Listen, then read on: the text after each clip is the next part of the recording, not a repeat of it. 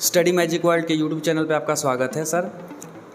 आज हमारे बीच में सर मौजूद हैं जो सिविल इंजीनियरिंग ब्रांच के लिए स्पेशलाइजेशन रखते हैं और इनको हमने इनवाइट किया है, बहुत रिक्वेस्ट करा तो सर के पास जो टाइम हुआ आपने टाइम दिया सर, उसके लिए बहुत बहुत धन्यवाद। और आज के सेशन में जो हमारे सिविल ब्रांच के बच्चे हैं उनके लिए एक बहुत ही इंपॉर्टेंट सेशन हमने कंडक्ट कराया है, जिसमें आपकी जो क्वेरीज होती हैं पॉलिटेक्निक एग्ज़ाम में कैसे प्रिपरेशन करें, कैसे सेमेस्टर एग्ज़ाम को देना है, कॉपी राइटिंग स्किल क्या होना चाहिए, और जो सर के लाइफ का एक्सपीरियंस है वो सर शेयर करेंगे। तो बहुत बहुत धन्यवाद सर हमारे यहाँ आने के लिए। और सबसे पहले सर मैं चाहूँगा कि आप अपने बारे में एक संक्षिप्त परिचय दे दें ताकि हमारे जो श्रोता हैं, ऑडियंस हैं, जो बच्चे हैं वो जान पाएँ सर, क्योंकि उनके अंदर ज़रूर क्यूरियोसिटी आती है कि वीडियो चल रहा है तो हमारे सामने जो गेस्ट हैं वो कौन है सर। जी, मेरा नाम है अभिषेक गोस्वामी और मेरा इस समय पीएचडी चल रहा है। मेरी क्वालिफ़िकेशन है diploma BTech and after then GATE qualify होने के बाद एमटेक किया हमने और अभी पीएचडी हमारी चल रही है। तो शुभम सर ने बोला कि सर हमारे लिए कुछ टाइम दे दीजिए, तो हम कहे कि ठीक है, हम आते हैं और थोड़ा जो भी क्वेरी होती है आपको हम क्लियर कर देते हैं। आप सर से बात करें। बहुत बहुत धन्यवाद सर बच्चों को अपने बारे में जानकारी देने के लिए। तो लेट ना करते हुए हम अपना सेशन स्टार्ट करते हैं ताकि आप इनके कीमती जो अनुभव हैं उससे आप बेनिफिट हो पाएँ। तो सर मैंने कुछ क्वेश्चन का सीरीज यहाँ बना कर रखा है ताकि सिस्टमेटिक तरीके से जो इंटरव्यू सेशन है उसको हम कंडक्ट करा पाएँ। तो सर आपसे मैं पूछना चाहूँगा सर कि ये थर्ड सेमेस्टर और फिफ्थ सेमेस्टर का सेशन अभी चल रहा है फिलहाल, सिविल ब्रांच में सर आप पढ़ाते हैं, स्पेशलाइजेशन है, तो कौन सा सब्जेक्ट सर थर्ड सेमेस्टर और फिफ्थ सेमेस्टर में पढ़ाते हैं सर, उसके बारे में बता दें। जी, हालांकि सब्जेक्ट तो लगभग सभी पढ़ाते हैं, लेकिन अभी जो हमारा है सेमेस्टर में पढ़ाने के लिए सर्वेइंग और बिल्डिंग ड्राइंग है। ठीक है, सर्वेइंग एक ऐसा सब्जेक्ट है कि कोई भी काम करने से पहले आपका जो दिमाग कहेगा कि चले हम उस काम को देख लें, उसके बारे में जान लें, तो जानेंगे कैसे, वही जानना ही एक प्रकार का सर्वे हो जाता है। तो उसी के बारे में हम पढ़ाते हैं।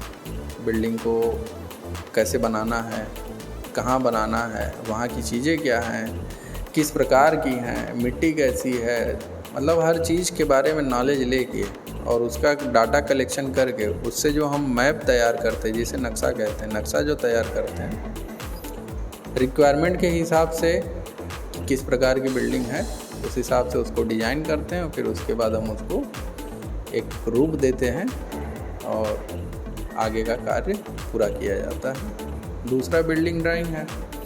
तो बिल्डिंग ड्राइंग और सर्वे का बहुत बड़ा कॉम्बिनेशन है। अभी हम बताएं ना, कुछ करने से पहले उसका नक्शा बनाना। नक्शा कब बनाएंगे? जब बिल्डिंग ड्राइंग को आप पढ़ेंगे, और बिल्डिंग ड्राइंग में जो नक्शा बनाएंगे उससे पहले आपको क्या जानना है? सर्वे जानना है। तो इसलिए दोनों का कॉम्बिनेशन है, इसलिए दोनों हम पढ़ाते हैं। धन्यवाद सर। तो सर ने जैसा कहा कि sir civil engineering third semester में बिल्डिंग ड्राइंग सब्जेक्ट पढ़ाते हैं और फिफ्थ सेमेस्टर में सर्वेइंग सब्जेक्ट पढ़ाते हैं। और सर ने कहा कि जो बिल्डिंग ड्राइंग है उसके पहले का जस्ट स्टेप जो होता है वो सर्वेइंग होता है, मतलब पहले सर्वे करेंगे फिर आप बिल्डिंग ड्राइंग पे आएंगे। ठीक है सर, धन्यवाद। नेक्स्ट क्वेश्चन और क्वेरी पे आते हैं सर। तो जो हमारे श्रोता हैं वो एकदम क्यूरियस होंगे बिल्कुल कि सेमेस्टर एग्जाम्स के बारे में डिस्कस हो, कैसे क्या प्रिपरेशन करना है। तो नेक्स्ट क्वेश्चन यही है सर कि हमारे पॉलिटेक्निक में जो बीटी यूपी बोर्ड है सर, इसमें जो सेमेस्टर एग्ज़ाम्स हैं, ठीक है, तो उसमें बच्चे स्टार्ट कर रहे हैं अभी जस्ट स्टडी करना, तो उनके पढ़ाई का स्ट्रेटेजी आपके हिसाब से क्या होना चाहिए सर? वो कैसे पढ़ें? ये जो दोनों सब्जेक्ट है ना, जो आपने बताया सर कि बिल्डिंग ड्राइंग है थर्ड सेमेस्टर और फिफ्थ सेमेस्टर में सर्वेइंग है, इन दोनों सब्जेक्ट्स को पढ़ने का अप्रोच, मतलब नोट्स बनाने का अप्रोच कैसे स्टार्ट करें, कहाँ से शुरुआत हो सर, वो सारी चीज़ें सर जानना चाहेंगे। सबसे पहले तो ये कहेंगे कि आप जहाँ भी पढ़ते हो, आप अगर क्लास करने के कैपेबल हो तो आप क्लास करिए, रेगुलर फॉलो करिए, चीज़ों पे ध्यान दीजिए, जो चीज़ें हैं डेली बाय डेली उसको रिवाइज़ करिए। उसके बाद अगर नहीं होता है तो सेमेस्टर की जो भी किताबें हैं उसको आप परचेज करिए। परचेज करने के बाद नहीं कहते कि आप एक ही बार जाइए और 5-6 किताब खरीदाइए, हर महीने में एक किताब खरीदिए। आप 1 महीने में 1 किताब खरीदिए, पढ़िए, पढ़ने के बाद उसको दूसरी किताब लीजिए। मतलब धीरे धीरे करते जब तक पेपर आएगा तब तक आप 5-6 किताब को आराम से रीड कर लेंगे। और उसके बाद भी नहीं हो पाता है तो आप सर से संपर्क करिए, या सर के डिस्क्रिप्शन में जो वीडियो है उसके डिस्क्रिप्शन में आपको लिंक मिल जाएगा हमारे चैनल का, वहाँ आप जाइए, वहाँ से आपको क्लास मिल जाएगी, क्लास करिए प्रॉपर और अपना काम आगे बढ़ाइए। और उसके बाद भी अगर नहीं हो पाता है तो आप डायरेक्ट या तो मैसेज करिए या सर को बताइए, या फिर हमारे यहाँ आप डिस्क्रिप्शन पे जाके मैसेज करिए, तो फिर उसका समस्या का समाधान निकाला जाएगा। जैसा कि सर एक बहुत ही अच्छा वेंचर स्टार्ट किए हैं, जैसे कि जो भी आपके डाउट्स हैं, अभी तो इंटरव्यू सेशन हम करा रहे हैं, लेकिन आपको फ्यूचर में सिविल ब्रांच के किसी भी सब्जेक्ट से रिलेटेड कोई भी इशू आता है तो सर फ्यूचर में लेक्चर्स भी प्रोवाइड कराने वाले हैं। बहुत सिस्टमेटिक लेक्चर होगा, क्योंकि इनका अनुभव बहुत अच्छा खासा है, डिप्लोमा से लेकर बीटेक, एमटेक और पीएचडी परसुइंग है सर, तो एक अच्छा खासा जर्नी है। टीचिंग एक्सपीरियंस सर का 5+ ईयर्स का है और मोर देन 1000 स्टूडेंट्स को सर ने गाइड किया है।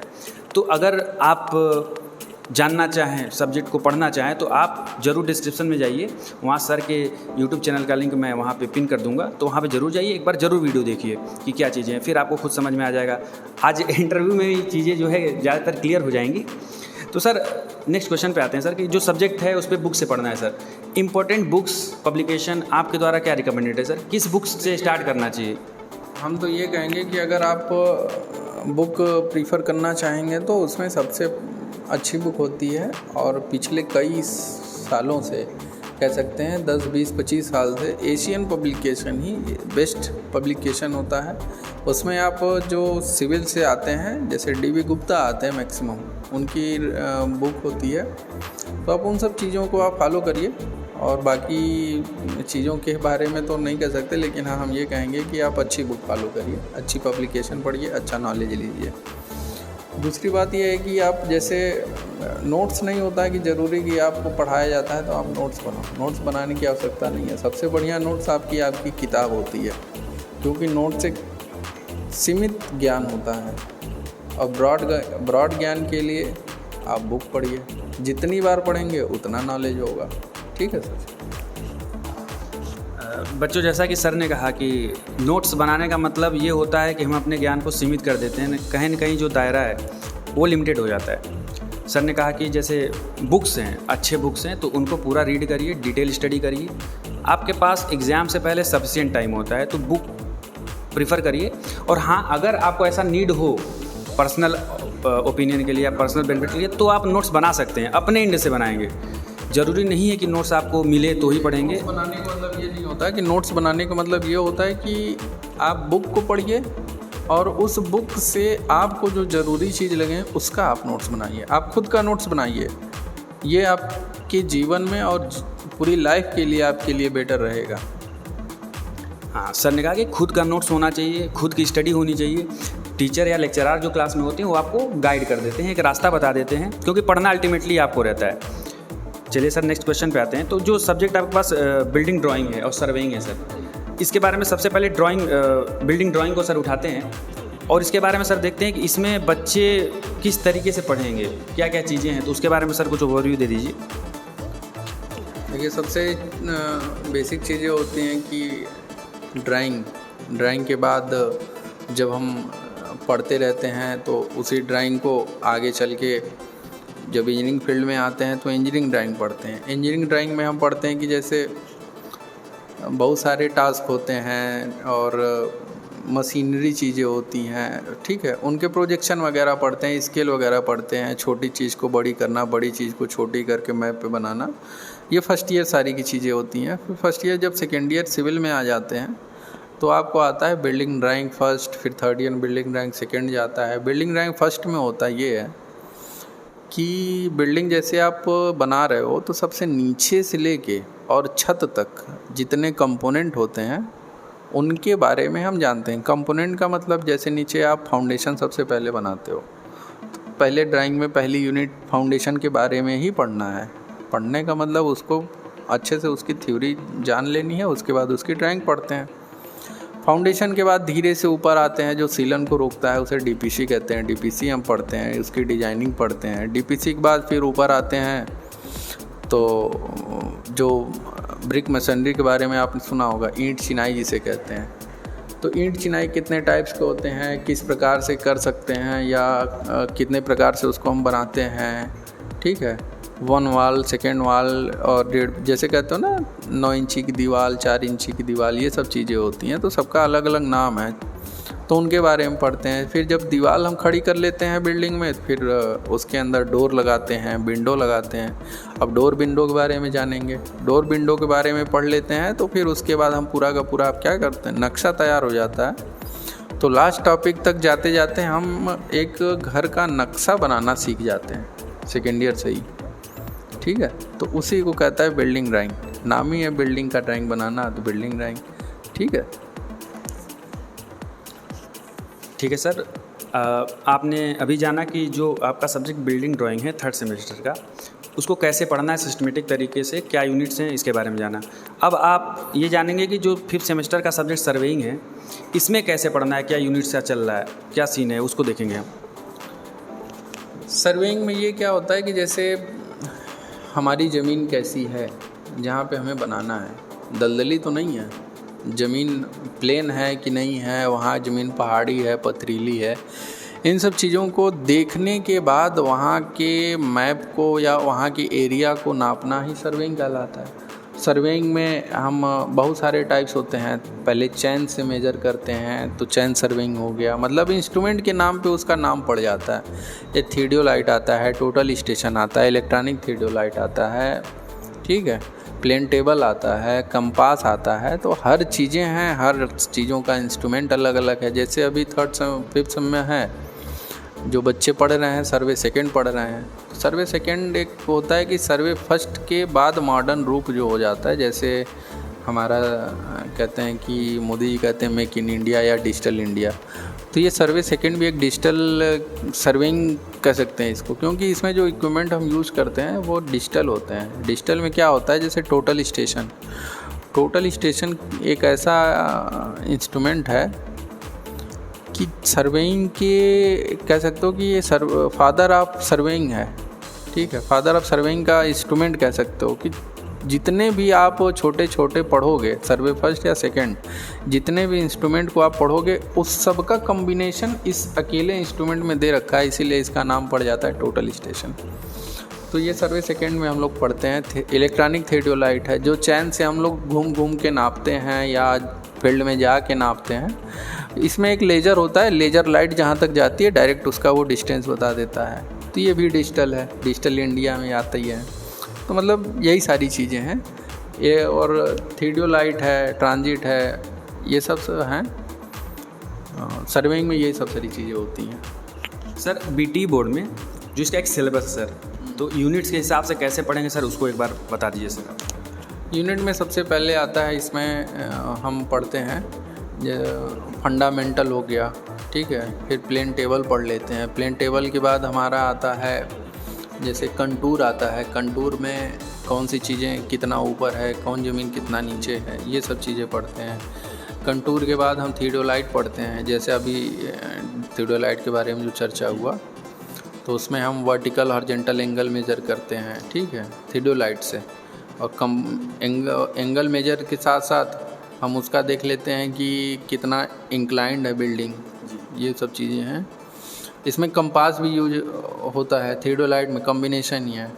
थियोडोलाइट के बाद हम कर्व वगैरह पढ़ लेते हैं। कर्व पढ़ने के बाद हम फिर टोटल स्टेशन पे जाते हैं। टोटल स्टेशन के बाद जीपीएस पढ़ते हैं। फिर मतलब बहुत सारी चीज़ें, जीपीएस जो आप जैसे मोबाइल में जो जीपीएस चलाते हैं वो उसके बारे में भी सर्वेइंग में ही पढ़ाया जाता है। तो ये स्टेप बाय स्टेप करके हम लड़कों को एक बेसिक से लेके मॉडर्न तक बनाते हैं। तो बेसिक कंसेप्ट से स्टार्ट करते हैं और एडवांस तक चीज़ों को ले जाते हैं, सिस्टमेटिक वे में पढ़ने का प्रयास करते हैं। तो सर्वेइंग में क्या पढ़ते हैं ये आपने समझा। अब सर हम बात करेंगे कि जो सेमेस्टर एग्ज़ाम्स हैं, प्रिपरेशन हो गई, पढ़ाई हो गई। अब जो बच्चों का सेमेस्टर एग्ज़ाम होता है सर, उसमें सबसे पहले कॉपी राइटिंग स्किल, जो कि बहुत ही इम्पॉर्टेंट एक मैटर आ जाता है कि कॉपी को लिखें कैसे, भाई उसका तरीका कुछ होना चाहिए सर। तो आप अपने अनुभव के आधार पे हमारे जो स्टूडेंट्स हैं, जो बच्चे हैं, जो वीडियो देख रहे हैं, उनको क्या सुझाव देना चाहेंगे कि पढ़ने के बाद नोट्स भी तैयार हो गए, हमने पढ़ भी लिया, एग्ज़ाम में कॉपी को कैसे राइट करें कि वो प्रभावशाली रूप से दिखे और उनको मार्किंग अच्छी मिल सके सर? देखिए, हम ये कहते हैं कि आप जब पढ़ाई कर ही रहे हो, जब 3 साल दे रहे हो आप डिप्लोमा में, तो समय बर्बाद ना करके आप मेहनत से दीजिए। और रही पेपर की बात, तो पेपर आप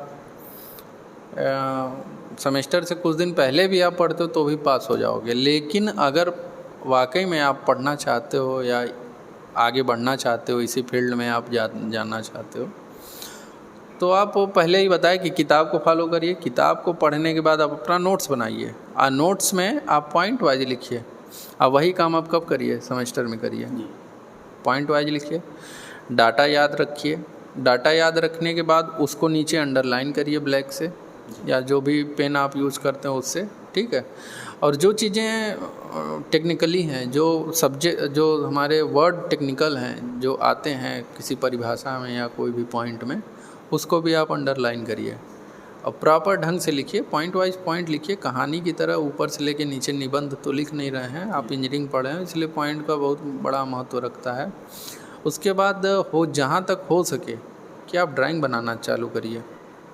ड्राइंग का मतलब हर क्वेश्चन का आंसर जो है, अगर आप ड्राइंग बना के दे सकते हैं तो ड्राइंग के साथ उसको डिराइव करिए, तो बड़ा इफ़ेक्ट पड़ता है एग्जामिनर जो कॉपी चेक करता है, और वो चीज़ें आपको हमेशा के लिए काम आएंगी। जी, आप कभी भी आगे पढ़ना चाहो या आगे तैयारी करना चाहो तो ये सब चीज़ें बहुत फ़ायदा करती हैं। इसलिए स्टार्टिंग में समय ध्यान दे देंगे तो हमारा बाद में समय बचेगा।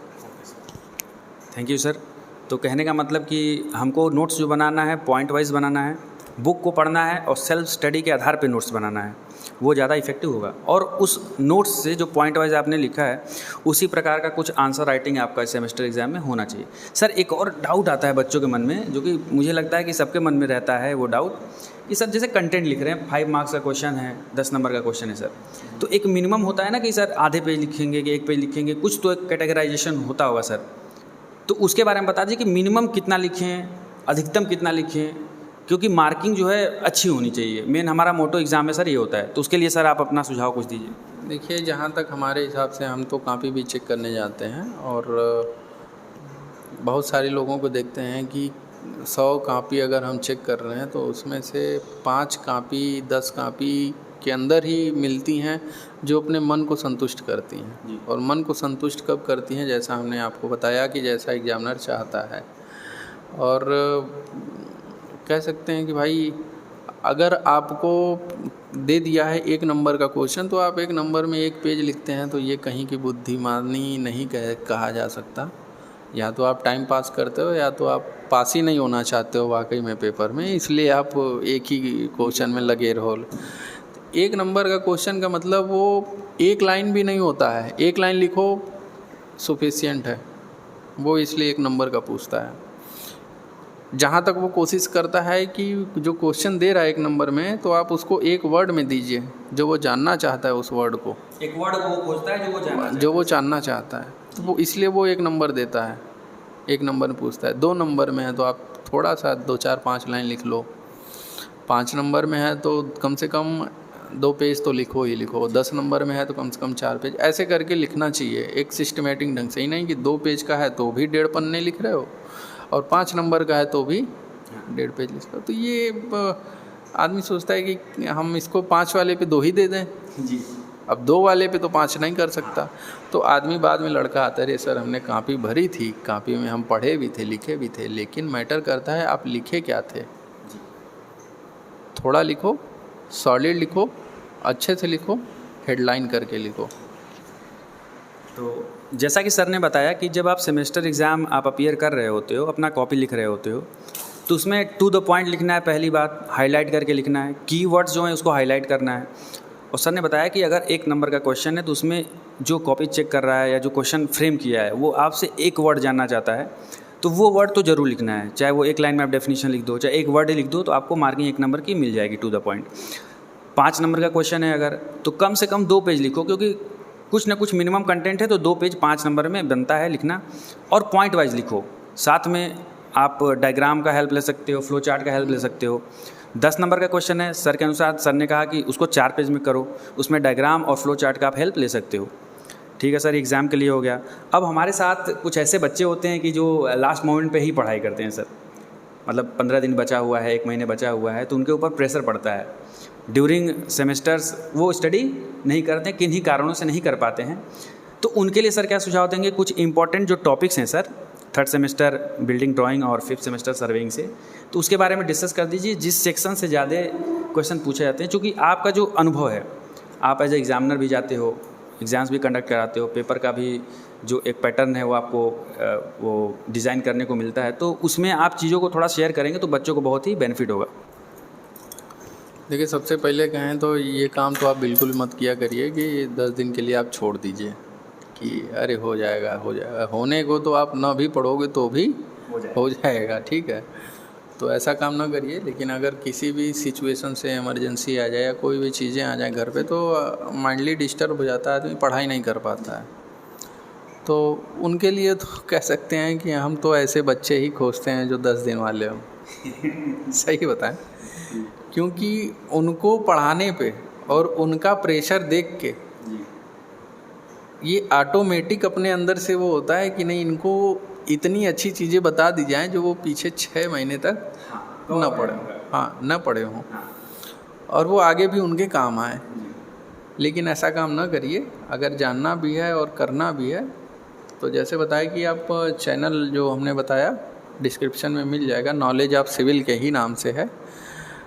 हमारा रिकॉर्ड रहा है कि आज तक जो हम पेपर बनाते हैं, पेपर बनाने का मतलब बोर्ड का नहीं, बोर्ड का तो बनता ही है, लेकिन जो बच्चों को हम क्लास में बना के कह सकते हैं कि इम्पॉर्टेंट क्वेश्चन के नाम से दिया जाता है बच्चों को पेपर से पहले, तो इम्पॉर्टेंट क्वेश्चन बनाने हमारा तरीका अलग है और इतना एनालिसिस करके उसको बनाया जाता है कि उस इम्पॉर्टेंट क्वेश्चन, हम ये नहीं कि आपको 50 क्वेश्चन दे दिए, 5 यूनिट का किताब है और उसमें 50 क्वेश्चन, तो ये कहीं की बुद्धिमानी नहीं होती है। अब 5 यूनिट में से मैं आपको 10 से 12 क्वेश्चन ही ऐसा दूंगा और उस 10 से 12 क्वेश्चन में 6 से 8 क्वेश्चन तो आना ही आना तय होता है। तो 80% कभी कभी, मतलब पिछले 4 सालों से 80% 100% के बीच में, कभी तो पूरा एज ए वर्ड पूरा आ जाता है। तो आपको उसमें प्रोवाइड कर देंगे और समझा भी देंगे, लेकिन यह है कि आप भाई पढ़ाई करिए, ऐसा काम ना करिए, ठीक है। रही इम्पॉर्टेंट यूनिट और इम्पॉर्टेंट टॉपिक की बात, तो हम लोग भी जानते हैं और सभी जानते हैं, बच्चे भी समझ चुके होंगे कि देखिए ये यूपी बीटी है, ठीक है, कब अपना पैटर्न चेंज कर दे किसी को कुछ मालूम नहीं रहता है। और कह सकते हैं कि जब से हमारा पहले तो यूपी बीटी पेपर बनाता था, अब बीटेक बनाता है, AKTU बनाता है, आपको पता होगा। अब AKTU हमारा पेपर डिज़ाइन करता है, तो जब वो बनाता है तो उसके हर साल अपडेशन होते रहते हैं, ठीक है। तो अपडेशन होता है, इसलिए हमें किसी भी टॉपिक को इग्नोर नहीं करना चाहिए या किसी भी यूनिट को नहीं छोड़ना चाहिए कि, और पता चले हमारी किस्मत सही हो या गलत हो, जो छोड़ के आए वही आ जाए। तो फिर आप न टीचर को दोष दे सकते हो, न खुद को दोष दे सकते हो। दोष अपने आप को ही दे सकते हो, क्योंकि हमने छोड़ा था ये सोच के कि अरे पिछला नहीं आया। तो इसलिए आप बिल्कुल पढ़ो। हाँ, कोई भी दिक्कत हो तो आप बताओ कम से कम, ठीक है। तो सर कुछ टॉपिक्स जो अक्सर पूछ ही दिए जाते हैं सर, उसके बारे में जानना चाहेंगे कि जैसे बिल्डिंग ड्राइंग है या सर्वेइंग है, तो कुछ इंपॉर्टेंट टॉपिक्स बता दीजिए कि जो उनको लगे आप तो उनको कंटेंट प्रोवाइड ही करा देंगे। स्टूडेंट्स, सर का यूट्यूब चैनल है, सर ने बताया, उस पर जाइए, जो भी कंटेंट बता रहे हैं सर उसका कंटेंट आपको वहाँ मिल जाएगा। आप पढ़ना चाहते हैं, जो भी अपना सुझाव है वीडियो पे जाके देंगे या जो भी डिमांड करेंगे आपको प्रोवाइड कराया जाएगा। फिलहाल के लिए जो इंपॉर्टेंट टॉपिक है वो बताया जा रहा है, तो उसको आप लोग ध्यान सुन लीजिए। सर इंपॉर्टेंट टॉपिक जो जिसकी संभावना ज़्यादा है, वैसे जैसा कि आपने कहा कि बिल्कुल तय नहीं है कि किस पैटर्न पर क्या क्वेश्चन आएगा, लेकिन हाँ एक संभावना कि ये महत्वपूर्ण तथ्य है या टॉपिक है, तो इस पर प्रश्न बन सकता है। उसके आधार पे या अपने अनुभव के आधार पे, आपका करियर इतना लंबा रहा है और बच्चों को आपने गाइड किया है, मोर देन 1000 स्टूडेंट्स को आपने गाइड किया है, और सारे बच्चे अच्छे मार्क्स से स्कोर किया, तो एक अनुभव बन जाता है सर कि हाँ ये इस टॉपिक से तो क्वेश्चन आना ही है। उसके आधार पर सर दोनों सब्जेक्ट्स में कुछ सेलेक्टेड टॉपिक्स जिसका आप वीडियो कंटेंट अपने चैनल पे प्रोवाइड कराएंगे, उसके बारे में डिस्कस कर दीजिए सर। देखिए, बिल्डिंग ड्राइंग से स्टार्ट करें तो बिल्डिंग ड्राइंग में सबसे पहले जो हर साल पूछता है उसमें 5 ही 6 टॉपिक हैं। 5-6 टॉपिक में से वो मैक्सिमम पूछता ही है हमेशा। तो 30 नंबर के जो क्वेश्चन हमारे आते हैं बिल्डिंग ड्राइंग से आते हैं। बिल्डिंग ड्राइंग के अंदर जो हमारा टॉपिक आता है बिल्डिंग प्लान का, उसमें से 30 नंबर का पूछता है। पेपर पूरा हमारा 50 नंबर, 75 नंबर, 60 नंबर ऐसे बनाते हैं सब। तो बिल्डिंग प्लान कंपलसरी होता है बनाना। बिल्डिंग प्लान में हम पहले प्लान बनाते हैं, जैसे बिल्डिंग बन गई और बनने के बाद हम इस रूम को काट दें, तो इस रूम को काट के ऊपर की छत हटा दी जाए और हम ऊपर से देखते हों, ऊपर से देखें तो हमारा ये नीचे क्या चीज़ें दिखाई देती हैं, बिल्डिंग प्लान होता है।